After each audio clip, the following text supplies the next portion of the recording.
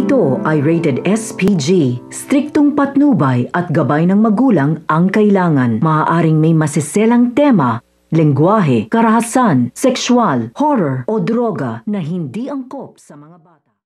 Nabalitaan na nga ng mga kapulisan na nakita nga nito ni Annalyn ang suspect dito nga sa Apex, kaya nagsipuntahan na nga sila dito. Subalit, dinischarge nga nito ni Doc Prado ito nga suspect, kaya naman natakasan na nga sila at hindi na nga tuluyang nadampot ng mga kapulisan nga ito. Sinabi nga ng pulis dito nga kina Giselle na wala na nga raw mga pasabog pa dito nga sa San Marcelino. Subalit, nag-aalala pa rin nga ito nga si Annalyn na posibilidad may naiwan pa nga dito nga pasabog ito suspect sa Apex na maaaring magdulot nga ng malaking pagsabog sa Apex na marami nga ang madadamay. Hindi naman naniniwala ito nga sina Zoe sa mga sinasabi nga nito ni Annalyn. Subalit kapag nga nangyari ito, posibilidad na ito nga si Zoe ang masasabugan dahil nga rin sa nasa huli na nga rin ng pagsisisi.